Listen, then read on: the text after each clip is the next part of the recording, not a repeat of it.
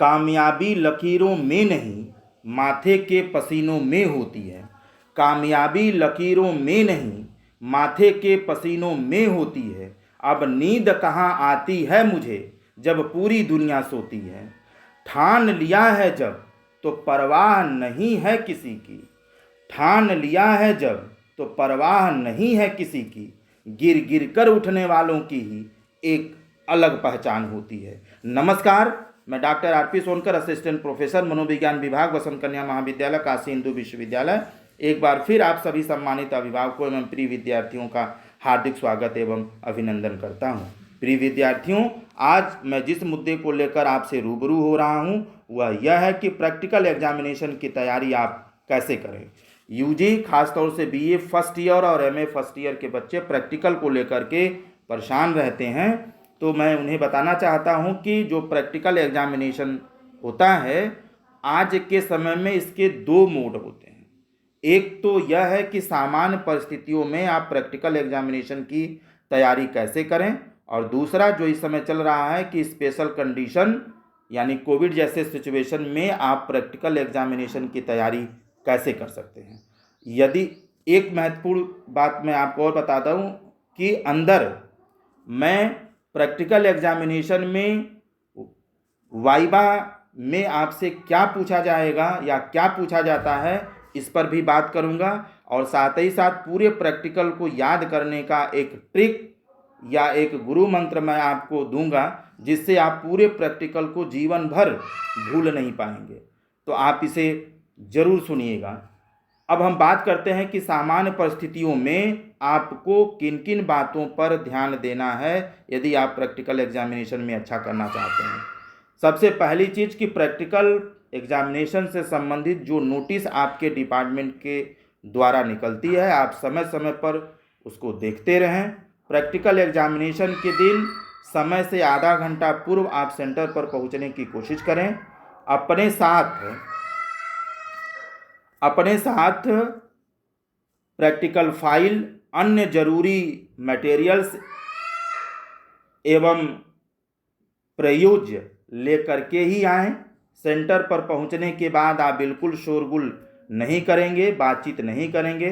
अपने roll number के हिसाब से आप लाइन बना करके खड़े हो जाएं और अपने साथ अपनी प्रैक्टिकल फाइल और ज़रूरी मटेरियल्स लिए रहें।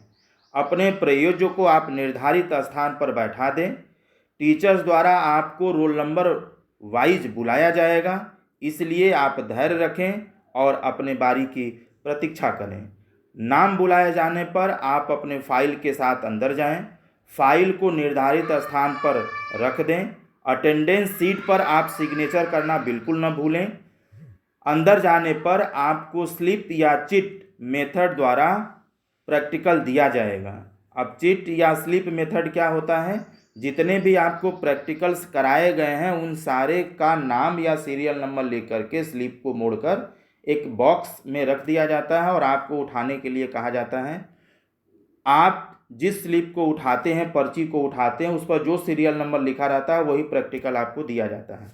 इसका मतलब ये है कि आप जितने भी प्रैक्टिकल किए हैं उनमें से कोई भी प्रैक्टिकल आपको इस मेथड के द्वारा मिल सकता है, इसलिए आपको सभी प्रैक्टिकल्स को तैयार करके रखना है। आप मिले हुए प्रैक्टिकल को चेंज नहीं करा सकते। यदि आप चेंज कराते हैं तो आपके टीचर द्वारा -5 कर दिया जाता है आपके मार्क्स में।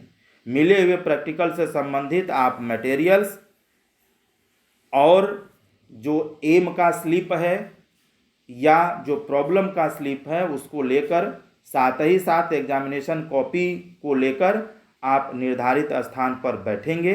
अपने प्रयोज्य को सबसे पहले आप डेटा लेकर छोड़ दें, ठीक है। उसे अनावश्यक बातचीत न करें। कई बार आप अपने प्रयोज्य से अनावश्यक बात करते हैं, तो ऐसा बिल्कुल न करें। एक ही प्रयोज्य पर या सब्जेक्ट पर कई लोग काम न करें। प्रैक्टिकल मिलने के बाद आप बिल्कुल शांत रहें, बातचीत न करें, अपना काम करें। आप अपने से उस बच्चे के पास न बैठें जिसे आप वाला ही प्रैक्टिकल मिला है, क्योंकि आपको देख करके नहीं लिखना है, सारी चीज़ें आपको स्वयं से लिखना है। अपनी सीट छोड़कर आप इधर उधर न घूमें, अंदर बाहर न करें। प्रयोज्य से डेटा लेने के बाद उसकी स्कोरिंग आप मैनुअल की सहायता से सबसे पहले करें।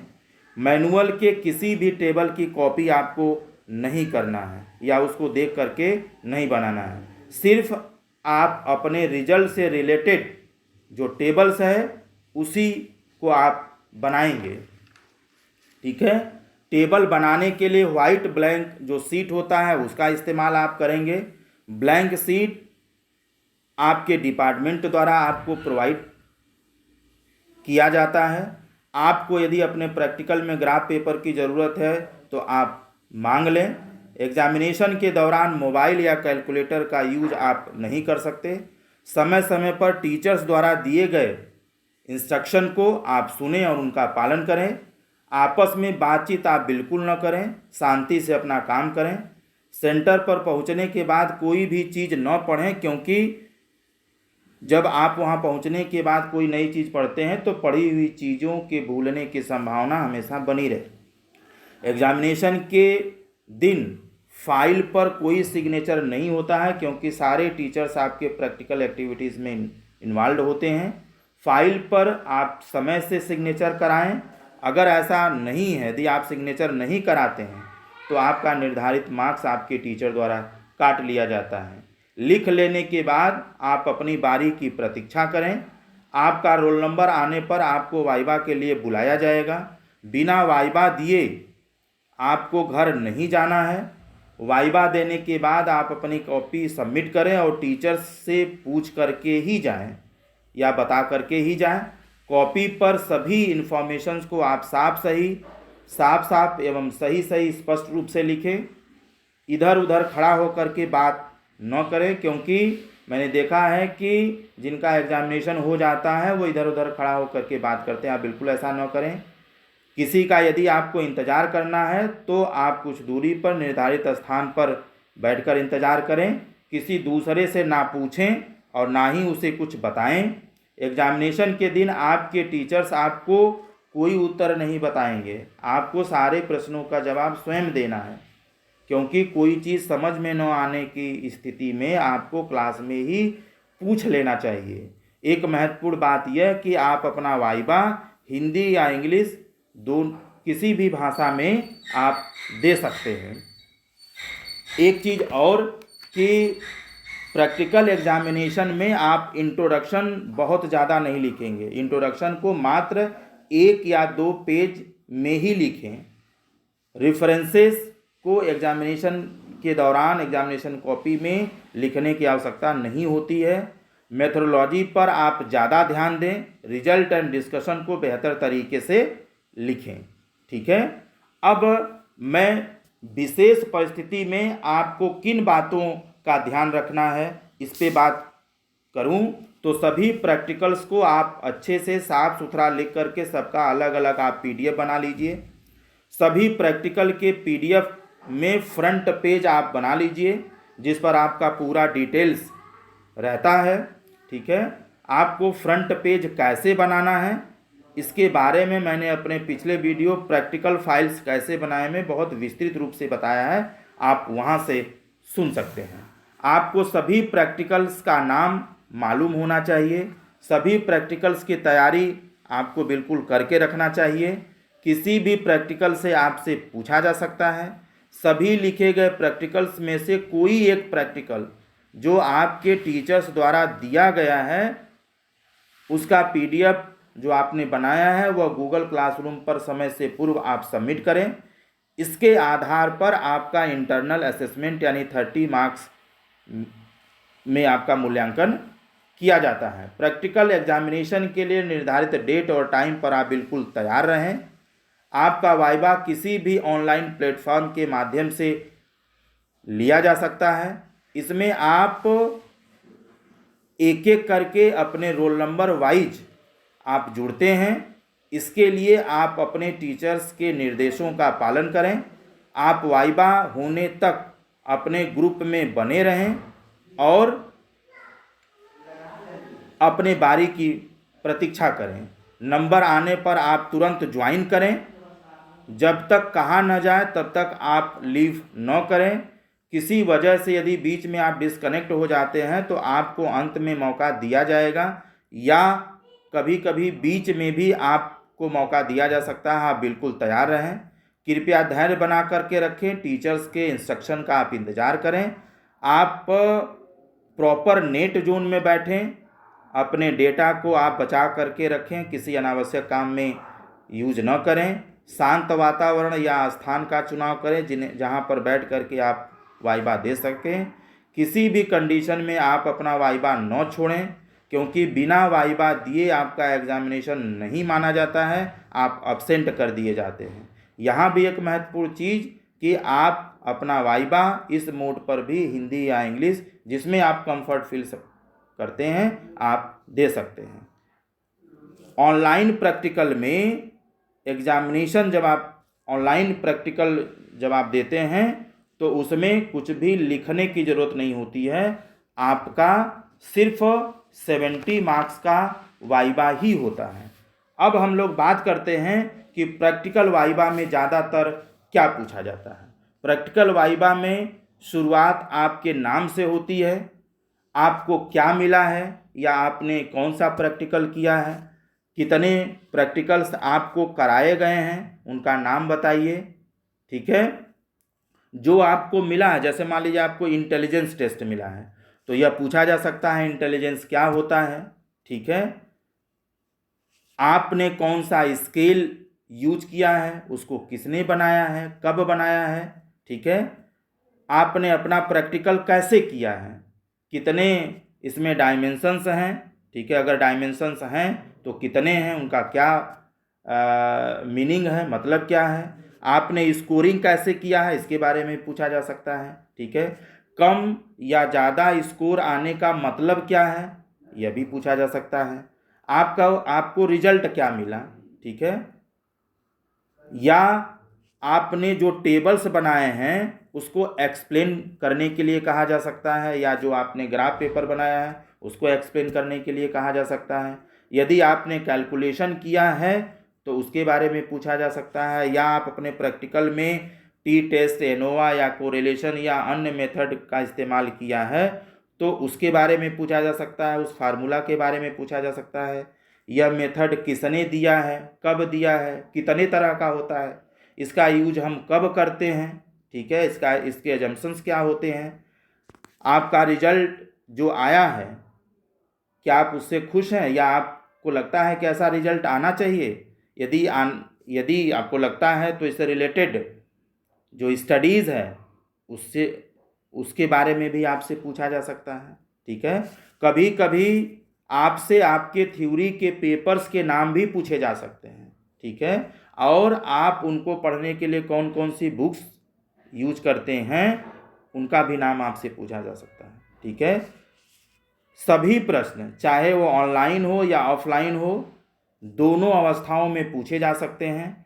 आप वाइवा में बिल्कुल घबराए नहीं, आत्मविश्वास के साथ आप जवाब दें। न आने पर आप साफ साफ मना कर दें, इधर उधर न घुमाएं, क्योंकि एक्सपर्ट आपसे ज़्यादा जानता है। ठीक है। आप इसलिए न बताने पर ज़्यादा चिंता या परेशान होने की ज़रूरत नहीं है। जितना ज़्यादा आपसे पूछा जाता है उतना ही ज़्यादा नंबर मिलने की संभावना होती है। अतः ज़्यादा पूछने पर आप बिल्कुल परेशान न हों। और अब हम लोग जल्दी से बात कर लेते हैं कि प्रैक्टिकल याद करने का गुरु मंत्र या ट्रिक क्या है। ठीक है। बहुत सारे बच्चे प्रैक्टिकल में एम से लेकर के रेफरेंसेस तक की चीज़ों को बीच में स्किप कर जाते हैं या भूल जाते हैं।